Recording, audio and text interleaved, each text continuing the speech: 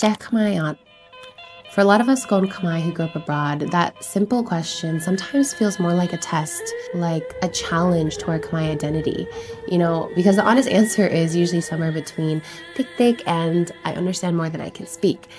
And growing up, I heard it all the time. Oh, Koun Khmer, Jack Khmer. Oh, you're a Khmer kid, but you can't speak Khmer. And what I heard was, you can't speak Khmer, so you're not Khmer. And that hurts. Before this trip, I was feeling nervous and a bit embarrassed because at home when I try to speak Khmer, I get laughed at for having a very Australian accent. So before I started the trip, I was really intimidated with trying to speak Khmer because I don't speak it on a daily basis. So I felt like when I can understand it, but I couldn't find the words or recall any of the correct words when speaking it back to someone. So I would just stutter and avoid trying to make any conversations with anyone Khmer. Back stateside, people would struggle to help me with my pronunciation. I was just really held back by the fact that I felt like shy whenever I would mispronounce something or like forget a word.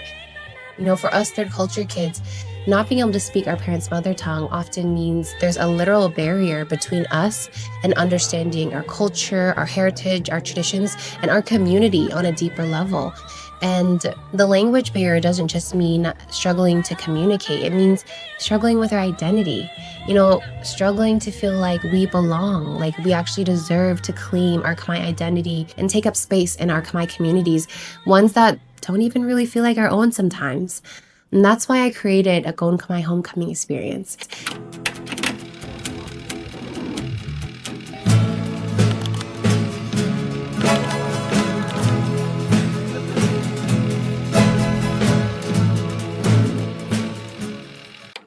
It was important to me to create a safe space for our Koun Khmer to learn and practice speaking Khmer in a supportive environment. One where they can ask questions without shame or fear of judgment or getting laughed at, with people who understand exactly where you're coming from, whether they've never spoken Khmer before, or they lost it growing up, or they want to become more conversationally fluent. I want everyone to just try and begin to gain confidence in speaking our mother tongue.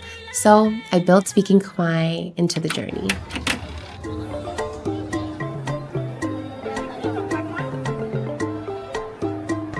We're walking through the market where all the food is.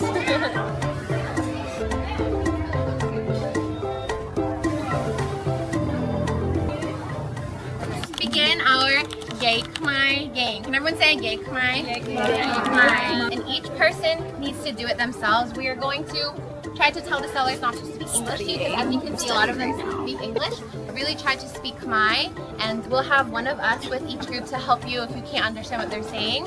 Whoever finishes first buys 3 things speaking in Khmer wins, and we're going to give them a prize. So, some tukang mui.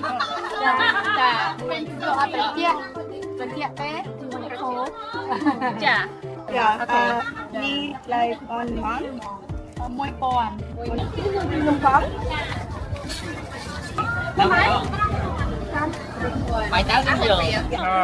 Bong, anh ấy kê. Mua. Yeah.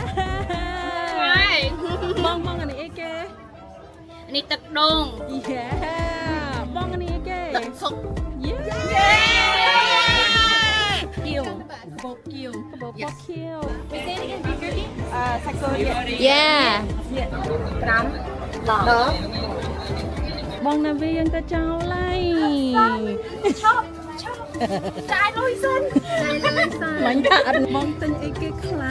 Chúng tiếng cà bốc thấm and cà bốc tụi tụi. Áo chung đặt lưới nè nặng. Oh my God, everyone, please step down for yourself. Clap for yourself. Guys officially all got to speak Khmer and buy something speaking Khmer. So pat yourself in the back. As we moved through the trip through Phnom Penh to Battambang to Siem Reap, I kept weaving in moments to practice. And in Battambang, we spent the day with local motorbike drivers practicing our Khmer touring the countryside. Being here on this trip, I've found that it's been okay to just be able to have a laugh with yourself and just push through and try, because the locals have been very patient and they still try to respond back in Khmer. They don't assume that, oh, no, I'll just speak to this guy in English instead. So it's been very welcoming on both ends. During our home cooking experience, it was very fun to be surrounded by the Cambodian aunties, get chased around the kitchen and yell at each other.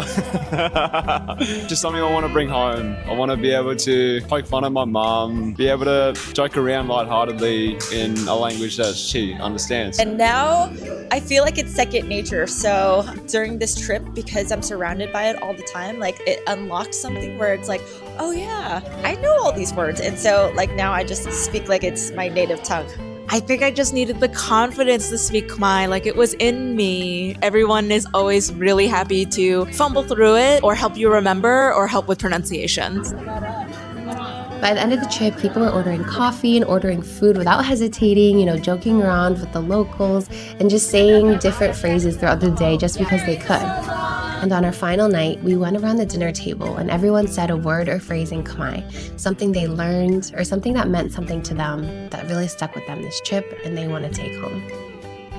It's been really special hanging out with everybody. It's just so fascinating seeing how strong our Cambodian genetics are and seeing such specific facial features down to the nose, eyes, hair, personality traits, and being surrounded by that every day has just been so refreshing. It's funny to compare notes because I think that some of the parents are from different regions, and so learning some of the phrases from their parents and learning some of the phrases from mine, so just comparing notes when we're stuck on a word like, hey, how do you say this? And then someone else knows it. So it's nice to have other Koun Khmer that are in the same boat. Like, oh yeah, going to the market and we're trying to negotiate and stuff. Like, it's teamwork. We all work together and try to negotiate with the vendor.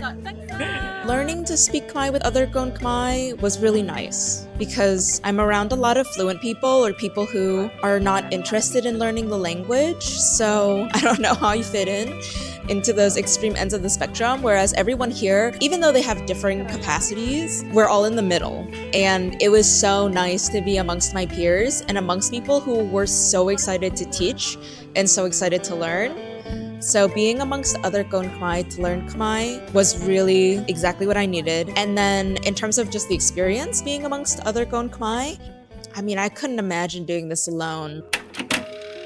It sounds simple, but for people who grew up being told or telling themselves that they're not Khmer because they can't speak Khmer, that moment around the table meant everything.